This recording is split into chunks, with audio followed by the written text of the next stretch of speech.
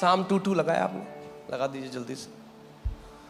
मैं आपको आज कुछ दिखाना चाहता हूँ और तब मैं आपको समझाऊंगा क्यों ये चीज़ें हो रही हैं जो हो रही हैं, तब आपको समझ में आएगा ये चीज़ें क्यों हो रही हैं जो हो रही हैं अभी YouTube में, ये सारी चीज़ें क्यों हो रही हैं। And then I will tell you why all this is happening on YouTube.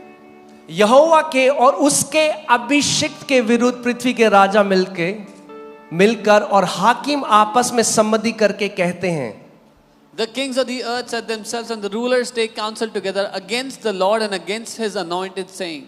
Hear this. सुनिए, Satan is against God and his anointed. शैतान परमेश्वर के विरुद्ध है और परमेश्वर के अभिषिक्तों के विरुद्ध है। He's not against Christians. वो ईसाइयों के विरुद्ध नहीं है। समझ रहे हैं आप? उसको फर्क नहीं पड़ता. He doesn't bother. He's against the anointed. वो अभिषिक्तों के विरुद्ध है। क्योंकि अभिषिक्त उसके किंगडम को फाड़ रहे हैं. Because the anointed are tearing apart the devil's kingdom.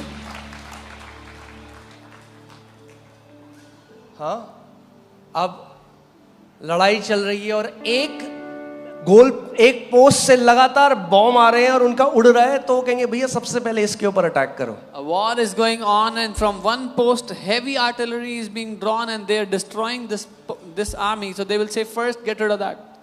So can you put in Greek? ये जो शब्द anointed है, ये शब्द आता है क्रियो से. आप देखो क्रियो, ये जो शब्द है इसका मतलब जैसे आप किसी के ऊपर तेल उंडेल के मल दो तेल पूरी शरीर में.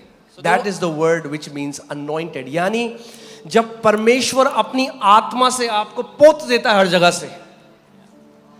Okay? So the word anointed comes from the word krio, which is as if when the Lord smears you everywhere with his spirit. अगर किसी ने तेल लगा दिया अपने पूरे शरीर में, If someone puts oil on their entire body और आप किसी से हाथ मिलाओ, and you shake your तो उसके hand, हाथ में भी तेल आ जाएगा. their hand उसके will कपड़ों में तेल होगा. oil, तेल their बह clothes रहा will have है. oil, the ऐसे oil he is flowing through. परमेश्वर, तेल एक प्रोफेटिक साइन है पवित्र आत्मा का. परमेश्वर अपनी पवित्र आत्मा से पोत देता है आपको चारों ओर कि अगर कोई व्यक्ति आपको छूता है तो पवित्र आत्मा को छूता है. आपके द्वारा, आपके कपड़ों के द्वारा, आपके वचनों के द्वारा पवित्र आत्मा बहता है. So the oil represents the Holy Spirit. This is how God anoints you with the Holy Spirit. When you touch someone, the Holy Spirit touches them. Through your clothes, through your touch, the Holy Spirit touches people. Okay?